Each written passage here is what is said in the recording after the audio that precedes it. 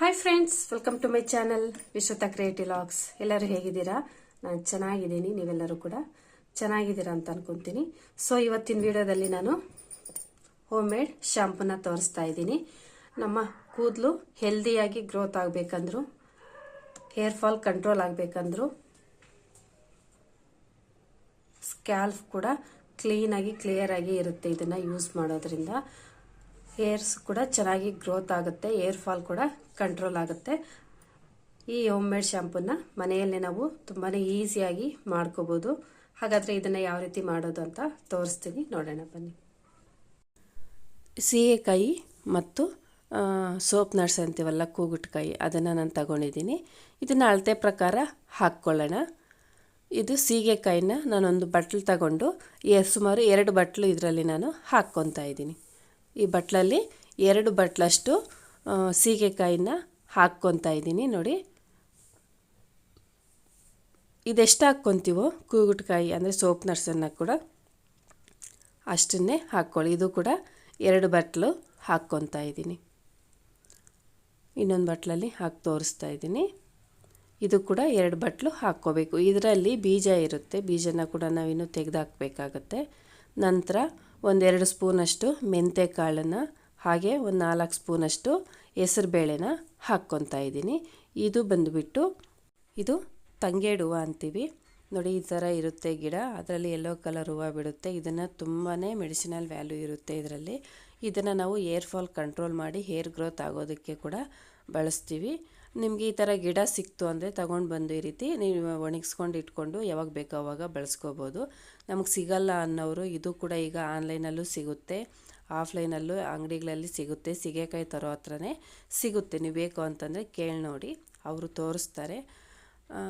ಈಗೆಲ್ಲ ಶಾಪುಗಳಲ್ಲೂ ಕೂಡ ಈ ಥರದ್ದು ಸಿಗ್ತಾಯಿದೆ. ನಾವು ಸೀಗೆಕಾಯಿ ತರೋ ಕಡೆನೂ ಸಿಗುತ್ತೆ, ಆನ್ಲೈನಲ್ಲೂ ಕೂಡ ಸಿಗುತ್ತೆ. ಇದನ್ನು ಇನ್ನೂ ಬೇರೆ ಬೇರೆ ಎಲ್ಲದಕ್ಕೂ ಕೂಡ ಬಳಸ್ತಾರೆ. ಹಾಗಾಗಿ ಈಗ ಆನ್ಲೈನಲ್ಲಿ ಕೂಡ ಮಾರ್ತಾ ಇದ್ದಾರೆ. ನಾನು ಅದನ್ನು ಕಿತ್ಕೊಂಡು ಬಂದು ನೋಡಿ ಈ ರೀತಿ ಬಿಡಿಸ್ಬಿಟ್ಟು ಇಟ್ಕೊತಾ ಇದ್ದೀನಿ. ಇದನ್ನು ನಾವು ನೆರಳಲ್ಲೇ ಇಟ್ಕೊಂಡು ಡ್ರೈ ಮಾಡಿದ್ರೆ ಕಲರ್ ಕೂಡ ಚೇಂಜ್ ಆಗೋದಿಲ್ಲ. ನೋಡಿ, ಇದು ಆಲ್ಮೋಸ್ಟ್ ಡ್ರೈ ಆಗಿದೆ, ಇನ್ನೊಂದು ಸ್ವಲ್ಪ ಡ್ರೈ ಆಗಬೇಕು ಅಷ್ಟೇ. ನಾನು ಈ ರೀತಿ ಬಿಡಿಸಿ ಶೇಖರಣೆ ಮಾಡಿ ಇಟ್ಕೊಂಡಿದ್ದೀನಿ. ಇದನ್ನು ಕೂಡ ಬಳಸ್ತಾ ಇದ್ದೀನಿ ಈಗ. ಈ ನಂತರ ಸ್ವಲ್ಪ ದಾಸವಾಳ ಎಲೆ ಮತ್ತು ಹೂವು ಸಿಗೋ ಆದರೆ ನೀವು ಅದನ್ನು ಕೂಡ ಬಳಸ್ಕೊಳ್ಳಿ. ಅದನ್ನು ಬಳಸೋದ್ರಿಂದ ನಮಗೆ ಹೇರ್ ಅನ್ನೋದು ಡ್ರೈ ಆಗದಿರ ಇರುತ್ತೆ. ಹಾಗಾಗಿ ಅದನ್ನು ಕೂಡ ನಾನು ಬಳಸ್ತಾ ಇದ್ದೀನಿ. ನಾವು ಸೀಗೆಕಾಯಿನ ಬಳಸಿದಾಗ ಏರ್ಸು ಸ್ವಲ್ಪ ಡ್ರೈ ಆಗುತ್ತೆ ಸೀಗೆಕಾಯಿ ಮತ್ತು ಸೋಪ್ ನಟ್ಸನ್ನು ಬಳಸೋದ್ರಿಂದ. ಆದ್ದರಿಂದ ನಾವೇನು ಮಾಡಬೇಕು ಅಂದರೆ ಈ ರೀತಿ ಅಲೋವೆರಾ ಕೂಡ ಬಳಸ್ಬೋದು ನೀವಿಲ್ಲಿ. ಇದು ಎಲೆಗಳನ್ನು ಬಳಸೋದ್ರಿಂದ, ದಾಸವಾಳ ಎಲೆ ಮತ್ತು ಹೂವು ಬಳಸೋದ್ರಿಂದ ನಮಗೆ ಅದು ಏರ್ ಡ್ರೈ ಆಗೋದನ್ನು ನಮಗೆ ಕಂಟ್ರೋಲ್ ಮಾಡುತ್ತೆ. ಅದ್ರ ಪ್ಲೇಸಲ್ಲಿ ನೀವು ಅಲೋವೆರಾ ಕೂಡ ಬಳಸ್ಕೋಬೋದು. ಈ ಸೋಪ್ ನಟ್ಸನ್ನೆಲ್ಲ ಕೂಡ ನಾನು ಈ ರೀತಿ ಹೊಡೆದು ಒಂದು ಕಲ್ಲು ಸಹಾಯದಿಂದ ಈ ರೀತಿ ಹೊಡೆದ್ರೆ ಆ ಬೀಜ ಅನ್ನೋದು ಆಚೆಗೆ ಬಂದುಬಿಡುತ್ತೆ. ಬೀಜನೆಲ್ಲ ಕೂಡ ತೆಗೆದುಬಿಡಿ. ಬೀಜನ ನೀಟಾಗಿ ತೆಗೆದುಕೋಬೇಕು. ನಾವು ಫಸ್ಟೇ ಈ ರೀತಿ ತೆಕ್ಕೊಂಡ್ರೆ ಒಳ್ಳೆಯದು. ನೆನೆಸಿದ ಮೇಲೆ ತೆಗಿಬೇಕು ಅಂದರೆ ತುಂಬಾ ಕಷ್ಟ ಆಗುತ್ತೆ. ಹಾಗಾಗಿ ಫಸ್ಟೇ ಬೀಜ ಎಲ್ಲ ಕೂಡ ತೆಗೆದುಬಿಟ್ರೆ ಒಣಗಿರುತ್ತಲ್ವ ಕಾಯಿ, ಒಂದೇಟು ಹಾಕೋ ಅಷ್ಟೊತ್ತಿಗೆ ಓಪನ್ ಆಗಿಬಿಡುತ್ತೆ. ಈಸಿಯಾಗಿ ನಾವು ಈ ರೀತಿ ತೆಕ್ಕೋಬೋದು. ಈ ಸೋಪ್ ನಟ್ಸನ್ನೆಲ್ಲ ಕೂಡ ಬಿಡಿಸಿಟ್ಕೊಂಡ್ಮೇಲೆ ಎಲ್ಲದನ್ನು ಕೂಡ ನೆನೆಸ್ಕೊಳ್ಳೋಣ. ನೋಡಿ, ಇಷ್ಟು ಬೀಜ ಇದೆ, ಅದರಲ್ಲಿ 1/4 ಬೌಲಷ್ಟು ಬೀಜನೇ ಬಂದಿದೆ. ನೀರನ್ನು ನಾನು ಚೆನ್ನಾಗಿ ಕಾಯಿಸ್ಕೊಂಡಿದ್ದೀನಿ, ಬಿಸಿ ನೀರಿಗೆ ಹಾಕ್ತಾಯಿದ್ದೀನಿ.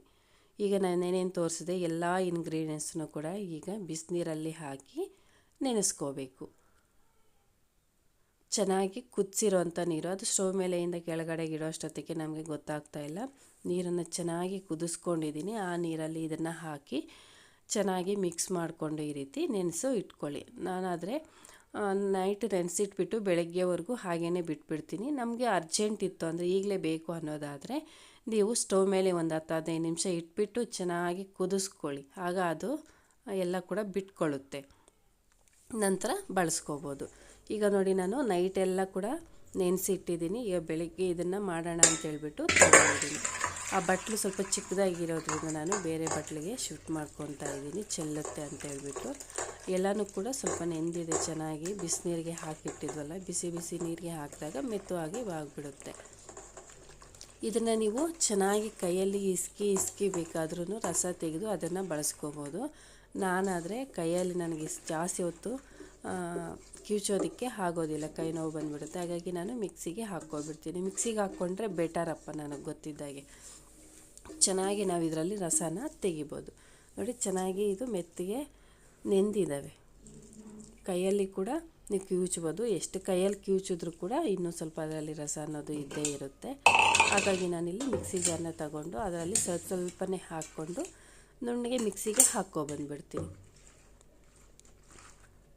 ನೋಡಿ ಈ ರೀತಿ ಸ್ವಲ್ಪನೇ ಹಾಕ್ಕೊಳ್ಳಿ, ಜಾಸ್ತಿನೂ ಹಾಕ್ಕೊಳ್ಳೋಕೆ ಹೋಗ್ಬಾರ್ದು. ಅದೇ ನೀರನ್ನೇ ಸ್ವಲ್ಪ ಹಾಕ್ಕೊತಾ ಇದ್ದೀನಿ. ನೀವು ಇನ್ನು ಸ್ವಲ್ಪ ನೀರು ಮಿಕ್ಸ್ ಮಾಡೋದಾದರೆ ಬಿಸಿ ನೀರನ್ನೇ ಬಳಸ್ಕೊಳ್ಳಿ. ಹಾಗಂತ ಹೇಳ್ಬಿಟ್ಟು ಮಿಕ್ಸಿಗೆ ಹಾಕ್ಕೊಳ್ಳೋವಾಗ ಬಿಸಿ ನೀರನ್ನು ಹಾಕ್ಕೋಬೇಡಿ.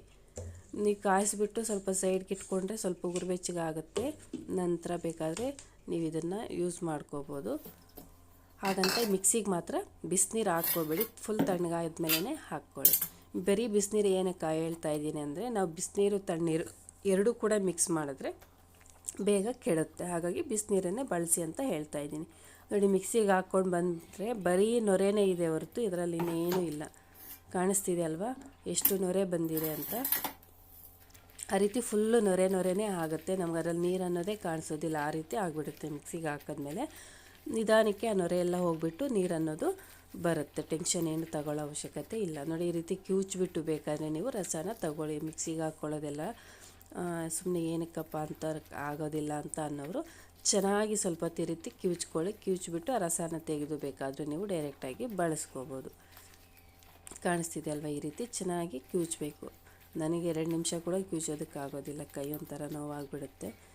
ಅದು ಅಷ್ಟು ಮೆತ್ತಗೇನಿರೋದಿಲ್ಲ, ಗಟ್ಟಿಯಾಗೇ ಇರುತ್ತೆ. ನಾನು ಬಿಸಿನಲ್ಲಿ ಹಾಕಿ ನೆನೆಸಿದ್ರು ಕೂಡ ಸ್ವಲ್ಪ ಗಟ್ಟಿನೇ ಅನ್ನಿಸ್ತಾ ಇತ್ತು ನನಗೆ, ಅಷ್ಟು ಸ್ಮೂತಾಗೇನಿಲ್ಲ ಅದು. ನಾನು ಈ ರೀತಿ ಮಿಕ್ಸಿಗೆ ಹಾಕ್ಕೊಂಡು ಬಂದುಬಿಟ್ಟು ನೋಡಿ ಈ ರೀತಿ ಸಣ್ಣ ಹೋಲ್ಸಿರೋಂಥ ಫಿಲ್ಟರ್ ತಗೊಂಡು ಸ್ಟೈನರಲ್ಲಿ ಈ ರೀತಿ ಹಾಕಿಬಿಟ್ಟು ನಾನು ಈ ರೀತಿ ಅಂತ ಇರ್ತೀನಿ ಕೈಯಲ್ಲಿ. ಸ್ವಲ್ಪ ಟೈಮ್ ಟೇಕಿಂಗ್ ಅಂತೂ ಆಗುತ್ತೆ. ಈ ರೀತಿ ಕೈಯಲ್ಲಿ ಅಂತ ಇದ್ದರೆ ಅದು ಕೆಳಗಡೆಗೆ ಇಳಿಯುತ್ತೆ.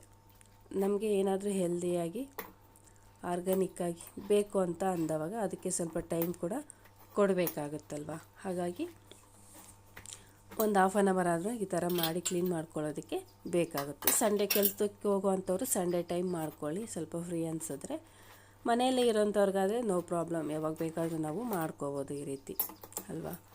ಫ್ರೀ ಇದ್ದವಾಗ ಮಾಡಿಟ್ಕೋಬೋದು ಮಧ್ಯಾಹ್ನ ಹೊತ್ತು ಕೂಡ. ನೋಡಿ ಈ ರೀತಿ ನಾನು ಕೈಯಲ್ಲಿ ಅಂತ ಬಂದಿದ್ದ ಒಟ್ಟಿರುತ್ತಲ್ವ, ಆ ಒಟ್ಟನ್ನು ತೆಗೆದಾಕ್ತಾಯಿದ್ದೀನಿ. ಈ ರೀತಿ ಚೆನ್ನಾಗಿ ನುಣ್ಣಗೆ ಮಿಕ್ಸಿಗೆ ಹಾಕ್ಕೊಂಡು ಡೈರೆಕ್ಟಾಗಿ ಕೂಡ ನಾವು ತಲೆಗೆ ಬಳಸ್ಬೋದು, ಸ್ಟ್ರೈನ್ ಮಾಡಿಲ್ಲ ಅಂತಂದರು. ಆದರೆ ಏನಾಗುತ್ತೆ ಅಂದರೆ ಈ ಹೊಟ್ಟೆಲ್ಲ ಕೂಡ ತಲೆ ಕೂದಲಲ್ಲಿ ಇದ್ದೋಗ್ಬಿಡುತ್ತೆ, ಮತ್ತು ಬಾತ್ರೂಮ್ ಕೂಡ ಫುಲ್ಲು ಗಲೀಜಾಗಿಬಿಡುತ್ತೆ. ತಲೆ ಕೂದಲನ್ನ ಮತ್ತೆ ನಾವು ಕ್ಲೀನ್ ಮಾಡ್ಕೋಬೇಕಂದ್ರೂ ಕೂಡ ಕಷ್ಟನೇ. ಫುಲ್ ಅದು ಒಣಗಿ ಆಮೇಲೆ ನಾವು ಬಾಚಿದ ಮೇಲೇ ಅದು ಬಿಟ್ಕೊಳ್ಳುತ್ತೆ. ಆ ಹೊಟ್ಟೆಲ್ಲ ಕೂಡ ಕೂದಲಲ್ಲಿ ಅಂಟ್ಕೊಂಡು ಸಿಕ್ಕು ಕಟ್ಟಿ ಮತ್ತು ಅದು ಕೂಡ ಕಷ್ಟನೇ. ಸೊ ನಿಮ್ಗೆ ಯಾವ ಥರ ಈಸಿ ಅನಿಸುತ್ತೋ ಆ ಥರ ನಾವು ಮಾಡ್ಕೋಬೋದು. ನಾನಾದರೆ ಹೊಟ್ಟೆಲ್ಲ ಕೂಡ ಬಿಡೋದಿಲ್ಲ, ನೀಟಾಗಿ ಈ ರೀತಿ ಕ್ಲೀನ್ ಮಾಡ್ಕೊಬಿಡ್ತೀನಿ. ಸ್ಟ್ರೈನರಲ್ಲಿ ಹಾಕ್ಬಿಟ್ಟು ಚೆನ್ನಾಗಿ ಈ ರೀತಿ ಅಂತ ಇದ್ದರೆ ಅದು ಸ್ವಲ್ಪನೇ ಕೆಳಕ್ಕೆ ಇಳಿತಾ ಹೋಗುತ್ತೆ. ನೋಡಿ ಕೆಳಗಡೆ ಕಾಣಿಸ್ತಿದೆ ಅಲ್ವ, ಅದು ಯಾವ ರೀತಿ ಹೋಗಿದೆ ಕೆಳಗಡೆ ಅಂತ. ಇದೇ ರೀತಿಯೇ ನಾನು ಮಾಡ್ತಾ ಇರ್ತೀನಿ. ಆ ಒಟ್ಟನ್ನೆಲ್ಲ ಕೂಡ ಸ್ವಲ್ಪನೇ ತೆಗೆದು ಸೈಡ್ಗೆ ಹಾಕ್ಕೊಳ್ತಾ ಹೋಗ್ತೀನಿ. ಬಂದಿದ್ದು ನೋಡಿ ಈ ರೀತಿ ಕೆಳಗಡೆಗೆ ಇಳಿಯುತ್ತೆ ನಾವು ಅಂತ ಇದ್ದವಾಗ. ಇದೇ ರೀತಿ ಎಲ್ಲದನ್ನು ಕೂಡ ಸ್ವಲ್ಪನೇ ಮಿಕ್ಸಿಗೆ ಹಾಕ್ಕೊಂಡು ಸ್ಟ್ರೈನರಲ್ಲಿ ಹಾಕ್ಬಿಟ್ಟು ಅದನ್ನು ನೀಟಾಗಿ ಸ್ಟ್ರೈನ್ ಮಾಡ್ಕೊತಾ ಇರ್ತೀನಿ. ನೋಡಿ ಈಗ ನಾವು ಮಾಡಿದಾಗ ಬರೀ ನೊರೆನೇ ಬಿಟ್ಟರೆ ಇನ್ನೇನು ಇಲ್ಲ ಅದರಲ್ಲಿ, ಕಾಣಿಸ್ತಿದೆ ಅಲ್ವಾ. ಹಾಗಂತ ನೊರೆನೇ ಇರೋದಿಲ್ಲ, ಅದು ಆರಿಬಿಟ್ಟು ನೀರಾಗುತ್ತೆ.